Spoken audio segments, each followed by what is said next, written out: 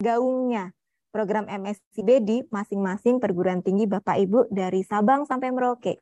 Tadi sempat saya lihat di kolom chat ada yang dari Makassar, Ujung Pandang, Kendari, Kalimantan, Sumatera, Sulawesi, semua hadir. Nah, harapannya nanti ini semakin banyak ya gaungnya disebarkan terkait program MSIB.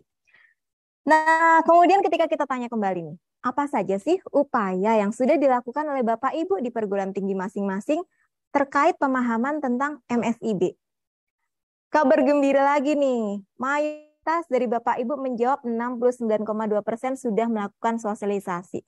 Bahkan ada yang sudah melakukan semua hal, dari mulai sosialisasi, menyebarkan melalui media sosial, dan lain sebagainya. Nah, harapannya ini akan semakin kita galakkan kembali ya, tidak hanya di 190 perguruan tinggi yang sudah mengisi survei, tapi harapannya di 1.500 Bapak Ibu yang hadir di siang hari ini, harapannya juga sudah melakukan hal yang sama dan terus meningkatkan.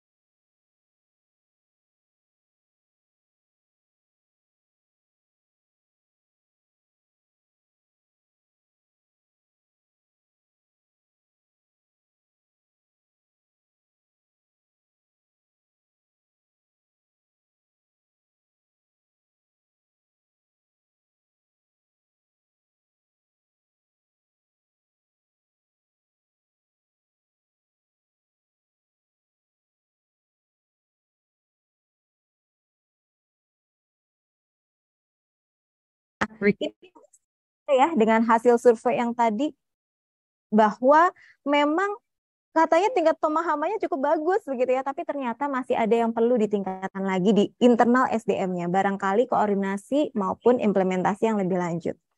Oke, kemudian yang ketiga nih terkait aspek manusia tantangannya. Persepsi dan motivasi mahasiswa ketika mengikuti program MSIB ternyata masih bervariasi. Ada yang mungkin mengikuti sepenuhnya untuk pengalaman, pembelajaran di luar kampus, meningkatkan jejaring, tapi mungkin ada juga yang punya motivasi-motivasi lain di luar itu, sehingga ketika motivasi lain tersebut tidak tercapai, itu yang kemudian membuat mundur dan tidak lagi lanjut program.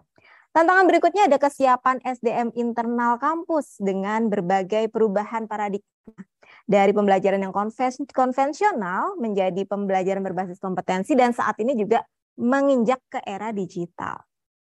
Nah, kemudian kalau itu tadi kita bicara dari tantangan aspek manusia, ada tantangan dari aspek struktur yaitu kebijakan nih terkait konversi SKS yang berbeda dari masing-masing prodi.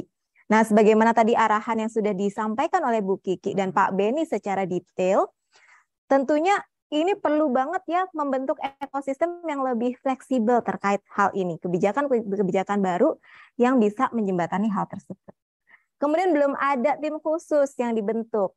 Nah, ini beberapa juga menjadi kendala atau tantangan yang disampaikan Bapak Ibu. Termasuk kuota mahasiswa di program MSIB khususnya magang yang masih terbatas. Padahal peminatnya sungguh sangat banyak. Oke, nah kalau kita lihat di aspek proses, sosialisasi ke para dosen prodi masih relatif kurang. Jadi kebanyakan sosialisasi diarahkan kepada mahasiswa secara langsung. Nah, ini nih yang perlu juga sama-sama kita upayakan bersama untuk ada mitigasinya. Kemudian koordinasi antar perguruan tinggi dan industri masih terbatas. Selain itu di proses juga pemilihan kegiatan dari mahasiswa ini masih banyak yang memilih kegiatan magangnya itu lintas prodi. Nah, ini yang kemudian menjadi kesulitan juga. Padahal sebagaimana yang tadi disampaikan juga oleh Kiki maupun Pak Beni bahwa memang terbuka untuk diambil dari lintas prodi begitu Bapak Ibu. Jadi harapannya ini bukan menjadi tantangan lagi yang menghambat begitu ya. Kemudian sinkronisasi dengan program magang di prodi dan kesesuaian capaian pembelajaran di mitra industri dengan capaian pembelajaran prakuliah di masing-masing perguruan tinggi. Nah, aspek-aspek ini harapannya kita sadari bersama sebagai tantangan yang memang saat ini dirasakan oleh Bapak Ibu masing-masing di internal perguruan tinggi. Nah, harapannya bersama-sama kita upayakan bersama inovasi yang bisa menjembatani berbagai tantangan ini, baik melalui di internal perguruan tinggi Bapak Ibu masing-masing maupun di program MFIB.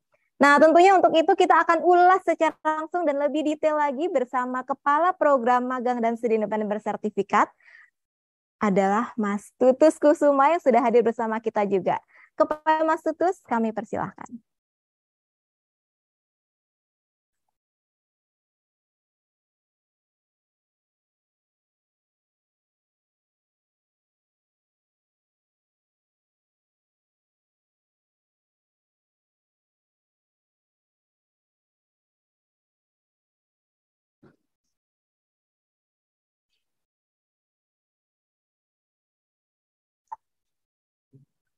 Assalamualaikum warahmatullahi wabarakatuh.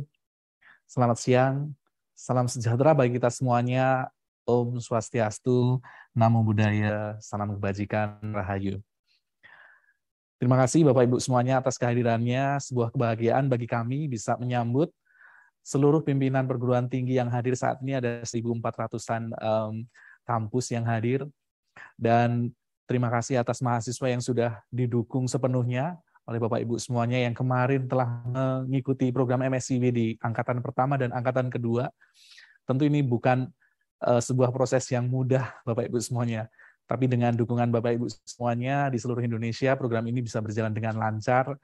Program ini bisa berjalan sampai dengan angkatan yang ketiga. Nah, Bapak Ibu semuanya, saya Tutus Kusuma, Kepala Program Magang dan Studi Independen Bersertifikat Kampus Merdeka bersama dengan tim MSIB, ini tengah menggodok, tengah menyusun sebuah rancangan program untuk MSIB angkatan ketiga yang jauh lebih baik, yang jauh lebih memberikan manfaat kepada mahasiswa Indonesia. Tadi disampaikan oleh Mas Menteri bahwa magang dan studi independen ini merupakan dua kolam yang merupakan tempat belajar berenang bagi mahasiswa, di mana di situ mahasiswa bisa belajar gaya berenang yang berbeda dengan yang selama ini dipelajari di kampus masing-masing. Saat ini kampus Merdeka ada kolam-kolam yang lain. Ada kampus mengajar, ada pertukaran mahasiswa Merdeka, ada pertukaran mahasiswa Merdeka luar negeri, ada pertukaran mahasiswa untuk vokasi, kemudian yang akan diluncurkan di semester ini atau semester depan ada Wirausaha Merdeka dan praktisi mengajar, kemudian ada kampus Merdeka Mandiri.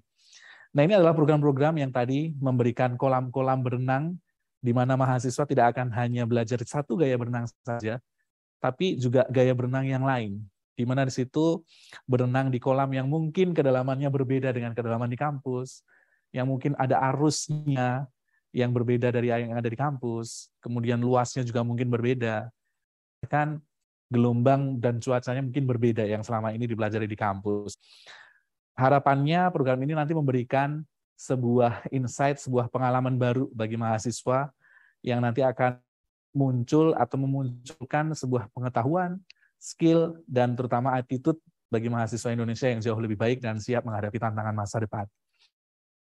Nah, ini adalah upaya transformasi pendidikan tinggi di Indonesia yang tadi sudah disampaikan oleh Mas Menteri, kemudian diperdalam lagi oleh Prof. Nizam, kemudian Bu Iki dan Pak Belmawa maupun di pendidikan vokasi juga sama-sama mengamini, juga Mas Wika dirjen vokasi ya, bahwa ini satu proses yang kemudian kita dorong bareng-bareng supaya pendidikan tinggi ini memiliki outcome, output, dan proses yang lebih baik daripada yang sekarang sudah berjalan ada. Nah, tentunya magang independen ini harapannya adalah tadi ya, memberikan pengalaman baru kepada mahasiswa.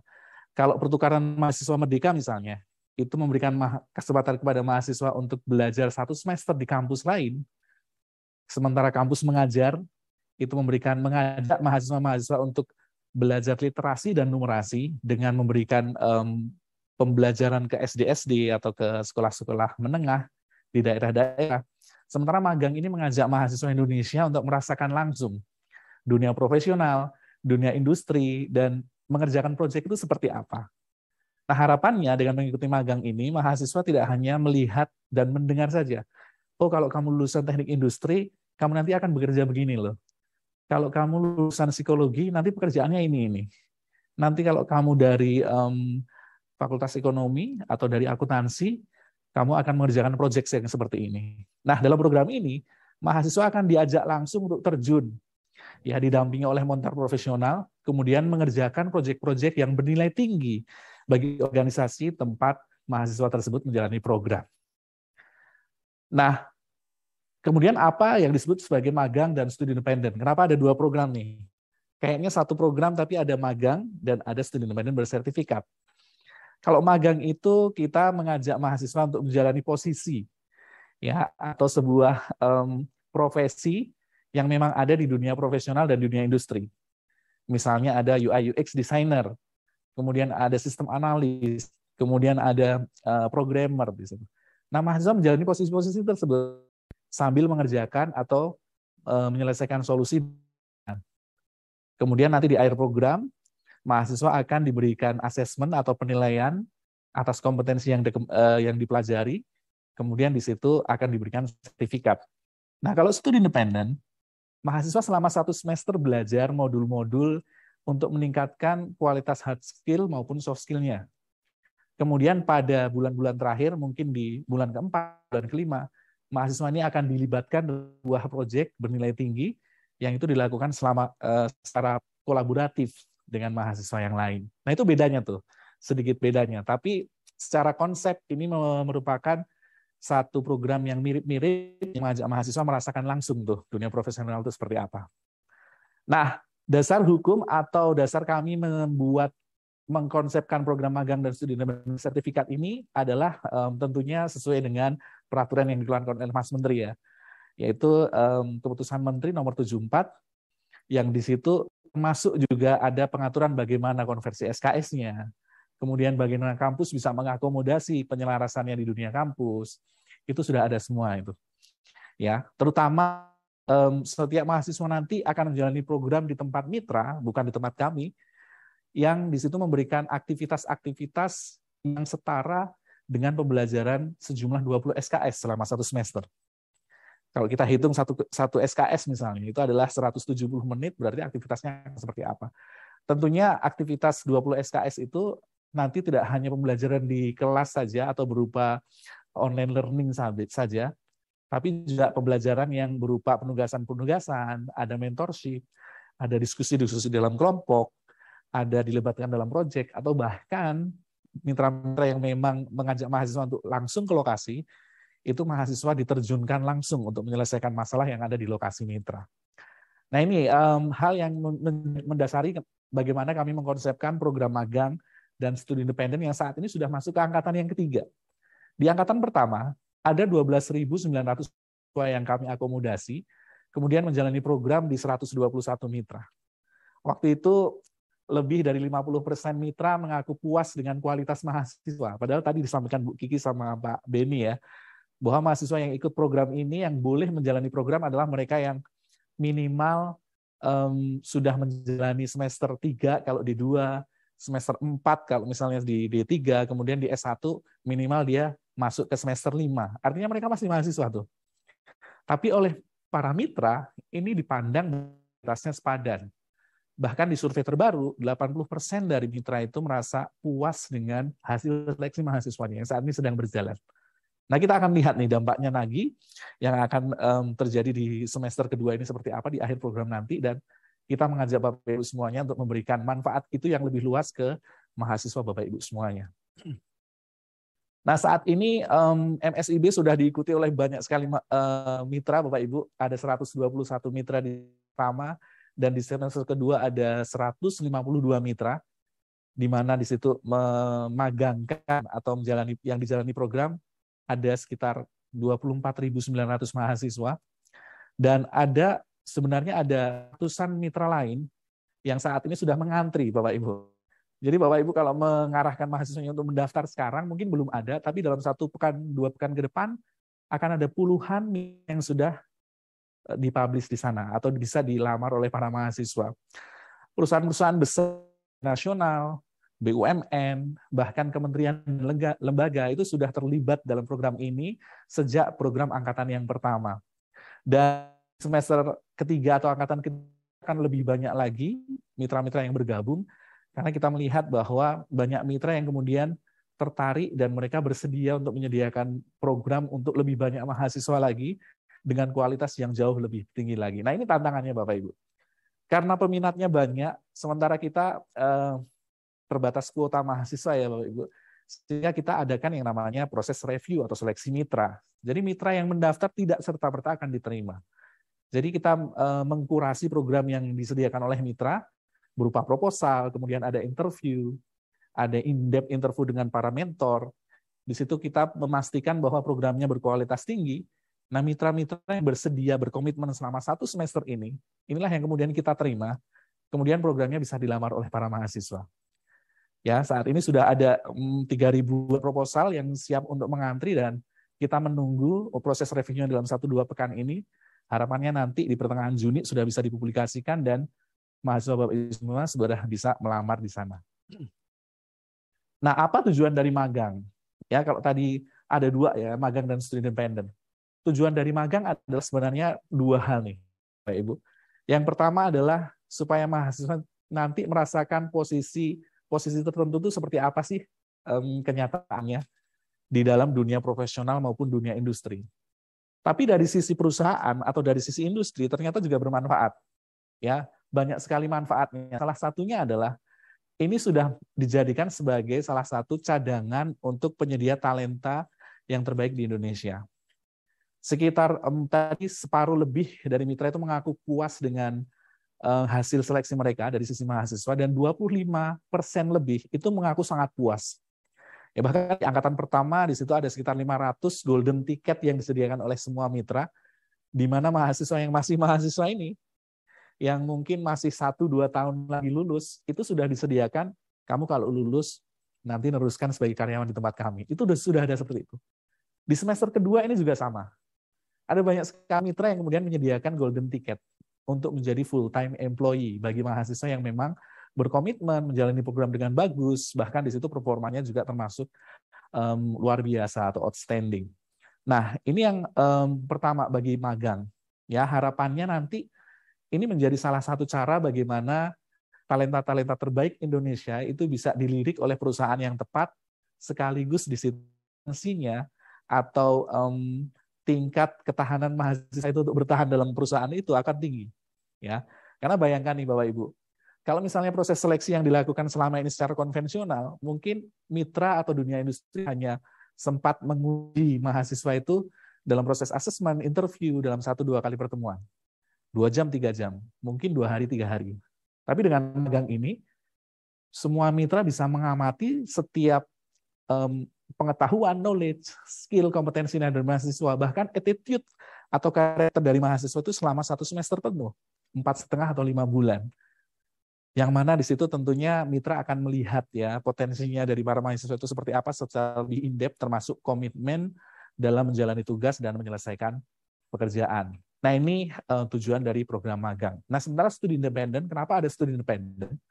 Di sini adalah kita memberikan wawasan baru kepada mahasiswa terkait modul bernilai tinggi, utamanya terkait dengan skill talenta digital. Ya, yang ini merupakan future skill, kemudian merupakan skill yang dibutuhkan dalam proyek-proyek di masa depan, kaitannya nanti dengan IoT, kaitannya dengan machine learning. Nah, disitulah mahasiswa bisa belajar secara lebih dalam, didampingi oleh mentor profesional, kemudian mendapatkan sertifikat pada saat dia menyelesaikan program studi independen. Jadi studi independen. Bisa juga dalam studi independen ini nanti memberikan solusi bagi mitra yang bernilai tinggi, berupa proyek, berupa mock-up, atau bahkan berupa sistem atau aplikasi. Nah, tadi sudah disampaikan oleh Bu Kiki sama Pak Beni terkait dengan syarat mahasiswa. Ya, sama dengan kampus merdeka yang lain, program ini adalah program untuk mahasiswa. Jadi Bapak Ibu silakan yang didorong untuk mengikuti program kampus merdeka termasuk MSIB adalah mahasiswa yang masih aktif. Ya, jadi tidak cuti, tidak dalam tidak dalam masa menunggu wisuda karena sudah yudisium, atau bahkan bukan mahasiswa yang lulus. Ini bukan program untuk alumni, tapi program untuk mahasiswa yang masih aktif. Ya, jadi mahasiswa harus tetap mengambil kuliah di semester tersebut, kemudian mengambil program di MSIB. Nanti mendaftar saja di kampusmerdeka.kemdikbud.go.id. Kemudian untuk D2 ada syaratnya tadi, minimal adalah tahun semester ketiga. Kemudian di D3 minimal adalah semester keempat. Dan untuk S1 minimal semester depan ini masuk ke semester 5. Ya, artinya yang masih tahun kedua, masih semester 3 di S1 itu belum boleh ikut. Nah, ini nanti masuk dalam surat rekomendasi. Jadi Bapak Ibu di dunia kampus, di perguruan tinggi, nanti harus mengeluarkan yang namanya surat rekomendasi yang menyatakan di situ bahwa mahasiswa ini memang memenuhi kualifikasi awal, yaitu aktif, kemudian yang kedua syarat semesternya sudah masuk. Nah, kemudian kami juga minta bantuan, minta kolaborasi dari Bapak Ibu semua untuk mensupport mahasiswanya, terutama dalam surat rekomendasi dan SPTJM. Ya, karena program ini menggunakan pendanaan pemerintah, jadi mahasiswa harus membuat atau menyediakan satu dokumen surat pernyataan tanggung jawab mutlak SPTJM untuk bisa mengikuti program ini. Dan itu harus diunggah pada saat mahasiswa mendaftar dan melamar dalam program yang nanti dipublikasikan di Kampus Merdeka. Nah, kemudian yang ketiga, mahasiswa bersedia untuk berkomitmen menjalani program secara penuh waktu. Maaf ya, penuh waktu. Jadi mahasiswa tidak boleh double sambil kuliah. Tadi kami sampaikan bahwa mahasiswa harus fokus tuh di situ. Kemudian aktif. Jadi keaktifan mahasiswa itu adalah untuk menjalani program di MSIB, bukan untuk kuliah. Karena sekarang juga kuliah sudah trennya sudah mulai luring ya, atau tatap muka ya Bapak Ibu. Jadi kalau mahasiswa yang kemarin aja yang daring masih banyak yang keteteran, apalagi nanti jika harus luring. Jadi kami masih percaya bahwa mahasiswa hanya akan bisa berdedikasi dan menjalani program dengan baik kalau dia fokus dalam satu program. Apakah dia kuliah saja atau dia menjalani program MSIB saja. Jadi mahasiswa harus berkomitmen tuh menjalani program secara penuh waktu. Kemudian yang keempat adalah mahasiswa harus lulus. Ya, jadi nggak boleh berhenti di tengah jalan di bulan ketiga atau keempat karena nggak kuat gitu. Jadi akan ada mentor-mentor profesional yang membantu mengarahkan mahasiswa sehingga harapannya mahasiswa punya teman ngobrol, punya tempat curhat, punya tempat untuk menanyakan solusi, sehingga sebelum memutuskan untuk mengundurkan diri, karena taruhannya adalah 1 semester 20 SKS, mahasiswa ini akan berpikir ulang.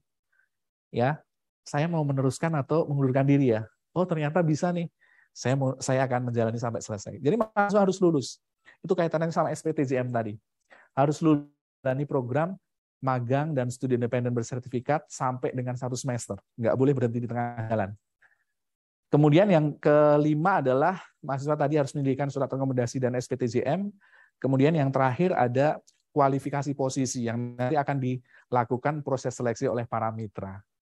Jadi fokus program ini nanti penyelenggaraannya oleh mitra dunia industri dan dunia usaha, sehingga proses seleksinya sedikit banyak akan dilakukan oleh para mitra.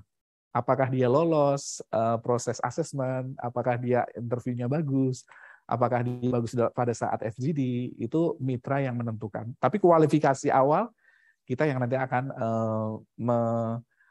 seleksinya di awal program. Nah, lalu apa peran Bapak Ibu semuanya di perguruan tinggi? Kenapa Bapak Ibu kami undang di sini? Tadi bahkan Mas Menteri menyambut, kemudian ada Prof. Nizam, sampai Bu Kiki, Pak Beni, kemudian Mas Wikan juga. Jadi kami mengharap dari Bapak Ibu semuanya. Ya, satu program MSIB ini hanya akan berjalan dengan lancar dan baik atas kontribusi Bapak Ibu semuanya. Sebuah kolaborasi adalah multiplikasi Bapak Ibu. Kalau kami sendiri, mungkin kita hanya bisa mengakomodasi 100-200 mahasiswa. Tapi di sini ribuan yang nanti kami akan salurkan Bapak Ibu. Jadi kami minta Bapak Ibu untuk mengajak mahasiswanya, mensosialisasikan program ini ke sebanyak-banyaknya mahasiswa yang tadi memenuhi kualifikasi tadi. Kemudian mendorong mereka untuk segera mendaftar di periode Juni-Juli ini. Ya, karena pendaftarannya hanya sempit, hanya selama 1 bulan. Sehingga harapan kami sebelum nanti proses KRS dimulai di sekitar bulan Juli, mahasiswa mestinya itu sudah tahu saya diterima atau tidak di program ini. Kalau diterima, saya diterima di mitra yang mana nih? Apa yang harus saya siapkan? Nah, itu harapan kami. Jadi kami mohon bantuan Bapak Ibu semuanya, tolong ajak semua mahasiswanya untuk ikut program ini dan mendaftar sesegera mungkin. Kemudian nanti ada publikasi program dari mitra, silakan dilamar di situ sesuai dengan kompetensinya dan sesuai dengan minat yang dimiliki oleh para mahasiswa. Nah, kemudian nanti kami juga akan mengharap Bapak Ibu semuanya untuk kampus-kampus yang mahasiswa diterima terbanyak gitu ya. Kita akan memilih atau meminta kampus tersebut untuk menunjuk koordinator perguruan tinggi. Yang mana ini merupakan jalur komunikasi kami kepada kampus-kampus tersebut supaya bisa saling memantau progres mahasiswa ini seperti apa. Ya, kemudian nanti yang ketiga adalah ada yang namanya unsur dosen pembimbing lapangan.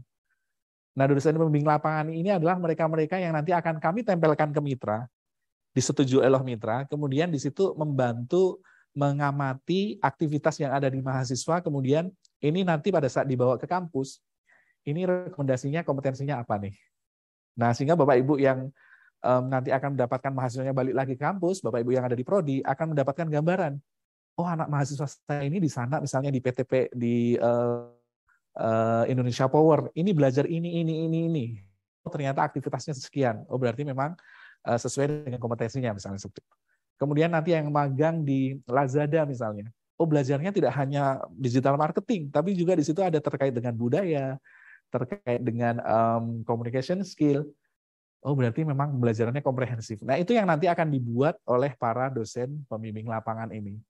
Membuka nanti proses rekrutmennya untuk para dosen pembimbing lapangan dengan Mbak Ria tadi ya.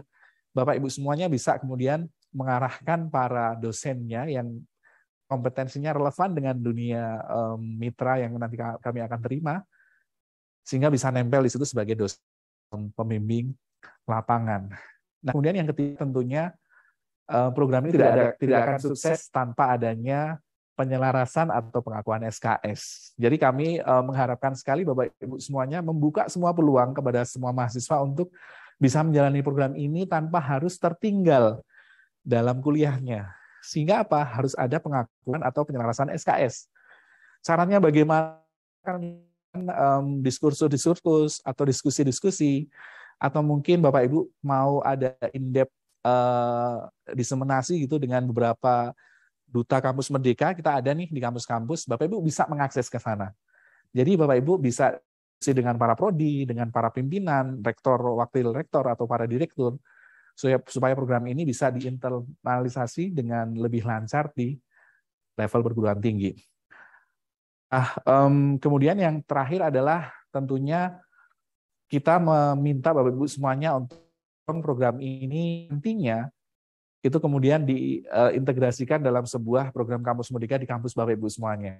Yang nanti kita akan membuka yang namanya kampus Merdeka Mandiri. Nanti Bapak Ibu bisa mengikuti itu programnya, yang mana program ini tidak hanya diinisiasi oleh kami sendiri, tapi Bapak Ibu di level perguruan tinggi bahkan bisa mengusulkan, oh kami punya program kampus Merdeka yang seperti ini. Kemudian nanti kementerian akan menilai, kemudian menyalurkan dana di sana. Nah, Bapak Ibu semuanya, timeline-nya sudah kami buka di platform ya. Nanti mahasiswa mulai bisa melamar 20 Juni. Kemudian proses seleksinya akan berjalan sampai pertengahan Juli, di mana akan dilakukan oleh para mitra. Dan program di angkatan ketiga akan kita mulai setidaknya nanti di akhir Juli atau di awal Agustus, sampai dengan akhir Desember. Harapannya selama 4,5 atau 5 bulan, mahasiswa benar-benar belajar gaya benang baru, belajar kompetensi-kompetensi masa depan yang memberikan kepastian jaminan karir yang lebih cerah di masa depan. Terima kasih atas perhatian Bapak Ibu semuanya.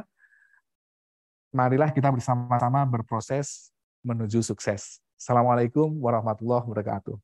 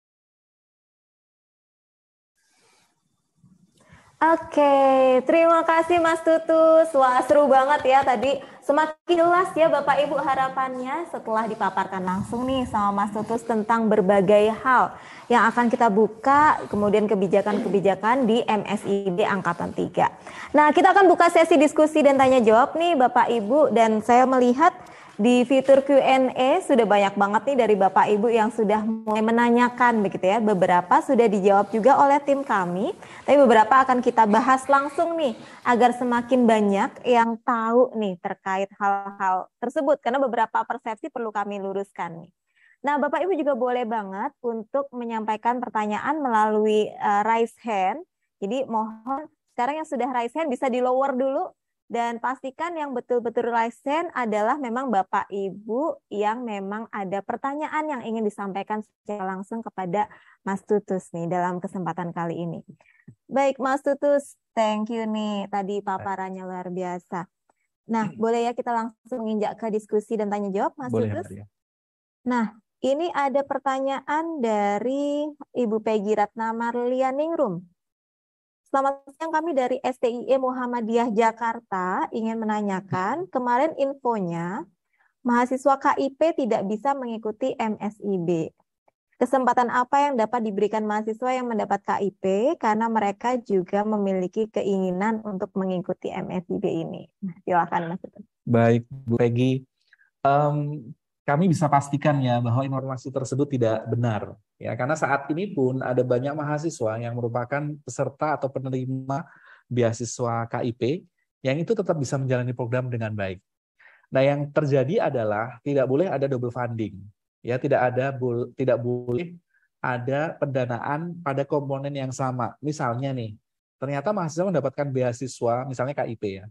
Di mana KIP itu ada pemberian bantuan untuk UKT dan ada uang saku atau bantuan biaya hidup. Sementara di MSIB ada juga bantuan biaya hidup. Nah, maka mahasiswa tersebut hanya akan diberikan komponen yang tadi yang tidak ada di beasiswanya. Misal mobilisasi nih, mahasiswa bisa kami berikan biaya mobilisasi. Kemudian uang sakunya kita lihat nih, kalau ternyata lebih banyak atau lebih besar yang ada di KIP, berarti tidak bisa mendapatkan uang saku lagi atau biaya bantuan hidup. Tapi kalau uang saku atau biaya bantuan hidupnya lebih banyak yang ada di MSIB, kita akan berikan sisanya. Ya, misalnya Rp10 gitu. Mahasiswa mendapatkan uang saku Rp10, di tempat MSIB mendapatkan Rp20. Nah, mahasiswa ini hanya akan kami transfer atau mendapatkan setiap bulan biaya bantuan hidup sebesar Rp10, sisanya saja. Jadi itu, Mbak Peggy, jadi tidak benar bahwa mahasiswa penerima bantuan KIP tidak boleh mengikuti program MSIB, boleh banget, hanya pendanaannya tidak boleh double. Kita nanti akan memeriksa kemudian menyesuaikan ya, sehingga tidak ada temuan di masa depan. Begitu Maria. Baik, semoga clear ya Bapak Ibu. Jadi tidak ada salah paham lagi nih di antara Iya. kita begitu ya. Senang banget nih bisa dikelirkan.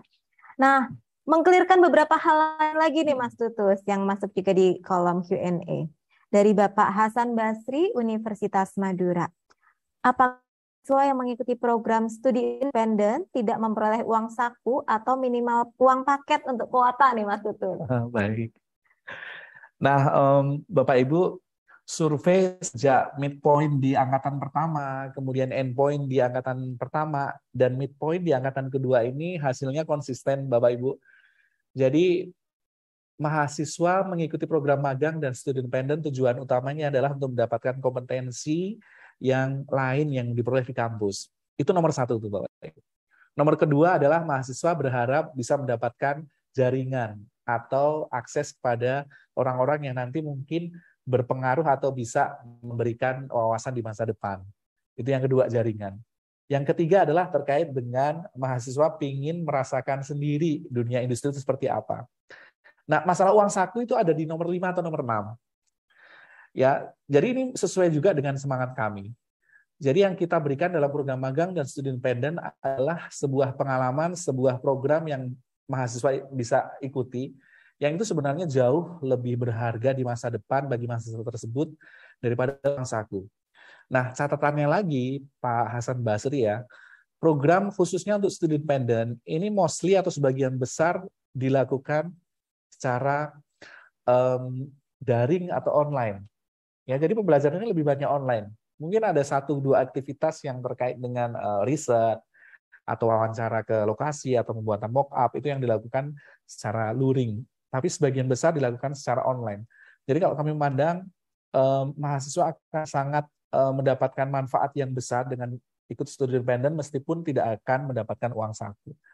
Dan ini saya bisa pastikan untuk angkatan ketiga, semua mahasiswa yang ikut program studi independen itu kami tidak menyediakan biaya bantuan hidup atau uang saku. Jadi uang saku atau biaya bantuan hidup hanya akan diberikan kepada mahasiswa program magang, kemudian programnya dijalankan secara luring atau hybrid, ada proses datang ke lokasinya, kemudian memang oleh mitra. Ya, itu. Jadi untuk studi independen tidak ada biaya bantuan hidup. Kemudian untuk magang yang tidak diajukan oleh mitra, juga kita tidak akan memberikan bantuan biaya hidup. Mungkin mitra memberikan sendiri, tapi mungkin juga tidak.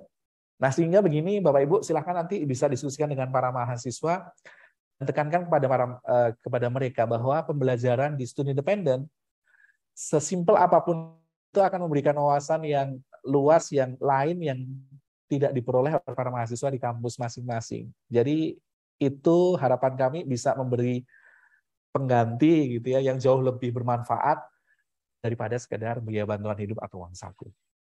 Gitu Mbak Ria. Oke, terima kasih. Wah, ini satu lagi semoga bisa clear ya Bapak Ibu ya. Ini tadi soalnya muncul juga nih maksudnya di tantangan terkait aspek manusia ya. Minat dan motivasi mahasiswa ternyata masih beda-beda begitu ya. Betul. Nah, mari kita bersama-sama mendorong nih Bapak Ibu bersama-sama kolaborasi memastikan bahwa mengembalikan niat yang lurus nih ya, bahwa namanya program magang dan studi independen kita fokusnya ke belajar.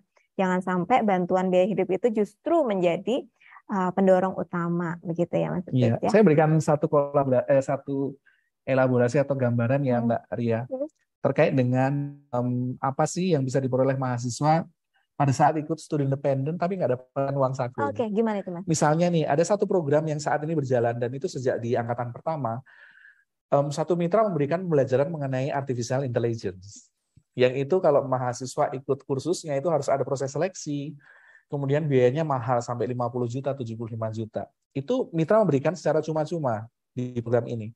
Mahasiswa akan menjalani seleksi, kemudian didampingi oleh para mentor. Nah, sementara ilmu yang diberikan oleh mitra ini, kalau kita lakukan survei-survei, Bapak Ibu bisa juga melakukan survei singkat gitu. Mahasiswa yang atau lulusan S1 yang kemudian memiliki kualifikasi artificial intelligence, itu begitu lulus gajinya langsung 2 digit. Bapak Ibu bisa cek gitu. Ya, khusus untuk artificial intelligence atau machine learning lah. Karena apa? Karena demand-nya mulai atau permintaannya mulai tinggi, sementara ya orang-orang yang ahli di sana masih terbatas sekali. Jadi itu gambarannya. Dengan bertahan mungkin puasa sedikit tidak mendapatkan uang saku selama 1 semester, dalam 1-2 tahun ke depan bisa mendapatkan karir yang bagus dengan potensi proyek yang luar biasa sampai dengan masa depan yang jauh lebih panjang gitu. Saya kira ini worth it banget sih, sangat bermanfaat bagi mahasiswa, Mbak. Oke, wah mantap ya. Ini sudah dapat tips dari Mas Tutus langsung nih ketika nanti akan mengembalikan niat mahasiswa tersebut begitu. Sesuai dengan tagline kita Mas, berproses menuju sukses. Nah, namanya proses memang kadang-kadang tidak selalu berjalan mulus dan penuh dengan tantangan di dalamnya. Oke, nah ini ada pertanyaan juga yang saya rasa banyak juga dialami Mas Tutus di beberapa kampus yang lain begitu. Dari Ibu Lasti Yosi Hastini. Assalamualaikum, izin bertanya. Kami dari kampus swasta yang kalender akademiknya sedikit berbeda dengan kampus negeri. Biasanya kami mulai suatu semester lebih terlambat dibanding kampus negeri. Seringkali pada saat pendaftaran MSIB dibuka, misalnya prodi vokasi harus telah menyelesaikan 4 semester. Namun nilai semester 4-nya belum keluar. Apakah dengan kondisi seperti ini mahasiswa kami tidak bisa mendaftar MSIB? Oke, baik. Ini kaitannya dengan program sudah dimulai sementara hasil yang semester lalu belum keluar ya.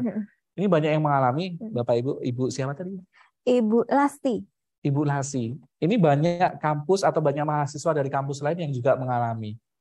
Nah, catatannya Bapak Ibu, Itulah kenapa tadi kita mensyaratkan ada surat rekomendasi dan SPTJM ya, Bapak Ibu. Jadi Bapak Ibu dari kampus ini bisa sekali dalam surat rekomendasi tersebut dicantumkan saja bahwa mahasiswa ini sebenarnya sudah di ujung atau menyelesaikan semester 4. Sehingga pada saat program berjalan, itu nanti mahasiswa sudah masuk di semester 5. Kan intinya itu. Meskipun nanti selisih 1 bulan atau 2 minggu, 3 minggu itu nggak masalah. Ya toh nanti masuknya atau nilainya masuk di semester yang berikutnya. Jadi saran kami yang pertama adalah prosesnya dijalani saja.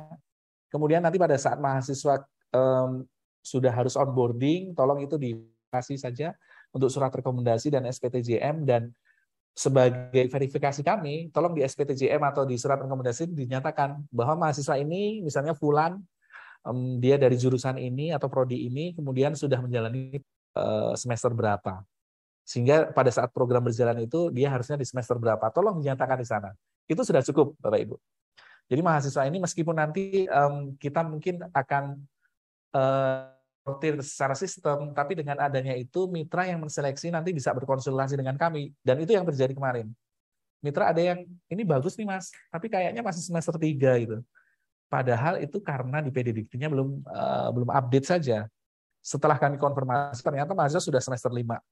Nah, ini yang banyak yang terjadi. Jadi silahkan nanti Bapak Ibu bisa banget menyertai mahasiswa dengan surat rekomendasi, atau bahkan transkrip nilainya dibawa, atau mungkin ada pernyataan khusus dari kampusnya, itu bisa sekali. Dan itu sebagai validasi kami bahwa mahasiswa memenuhi kualifikasi awal. Oke, wah, terima kasih Mas Tutus. Masih seputar syarat-syarat administrasi nih Mas Baik. Tutus, sekaligus menyambung. Dari Politeknikal Tek Riau, Ibu Nabila, izin bertanya Mas Tutus, apakah SPTJM di-upload di awal saat mendaftar, atau khusus bagi mahasiswa yang dinyatakan lolos saja? Nah, ini baik ya. Ini trik, bukan trik ya. Cara kami untuk mempercepat proses administrasi di awal saja ya, Bu Nabila. Karena di semester pertama dan kedua kita belajar banyak terkait surat keputusan penetapan mahasiswa yang baru ada program atau bahkan menjelang akhir, dan itu sangat menghambat proses pencairan pendanaan. Sehingga di semester ketiga nanti kita akan mulai lebih cepat nih. Kita akan mencuri start dalam tanda kutip gitu ya. Sehingga pada saat mahasiswa mendaftar, kemudian sudah mulai melamar-melamar, kita akan langsung melakukan verifikasi berkas. Jadi berkas itu akan kita langsung periksa nih di surat rekomendasi SPTJM-nya, kita akan periksa oleh tim verifikator, sehingga mahasiswa sekali nanti diterima di mitra, statusnya udah jelas nih, eligible atau tidak dari sisi syarat dokumen. Sehingga saran kami, saran saya, Bu Nabila, silahkan mahasiswa yang mendaftar di situ, atau mahasiswa dari PCR, Politeknikal Tek Riau yang ikut program Kampus Merdeka, langsung saja semuanya diberikan surat rekomendasi dan SPTJM. Toh nanti akan bisa bermanfaat tidak hanya di program MSIB, tapi juga di kampus mengajar, atau di PMM, ISMA, itu semuanya akan dimintain tuh SPTJM. Jadi kalau nggak diterima di MSIB atau mungkin tertarik dengan program yang lain, itu digunakan Mbak Ria. Okay. Jadi tolong dipersiapkan saja Bapak Ibu, difasilitasi mahasiswanya sejak dini. Oke, nah ini salah satu tips juga ya Bapak Ibu, dan salah satu usaha kami dalam memperbaiki begitu ya, sehingga nanti terkait verifikasi dan validasi berkas administrasi bisa berjalan dengan lebih cepat begitu ya Mas Tutus ya harapannya. Maka mohon disiapkan sejak awal saja nih begitu. Oke, nah satu pertanyaan lagi Mas Tutus sebelum kita mengarah ke para attendees atau peserta yang raise hand gitu. Ini ada pertanyaan dari Ibu Wesley Huta Soid dari Universitas 17 Agustus 1945 Samarinda. Salam, apakah mahasiswa bisa mengikuti magang 2 kali, Bang Tutus? Okay. Selama dalam tanda kurung ini ya, selama kuliah hanya boleh 1 kali magang. Ini mungkin kebijakan di kampus hanya boleh 1 kali magang. Jika diperbolehkan, bagaimana konversi sampai 40 SKS? Begitu. Terima kasih. Baik, kalau kita kembali ke keputusan Menteri dan peraturan Permendikbudnya, di situ disampaikan bahwa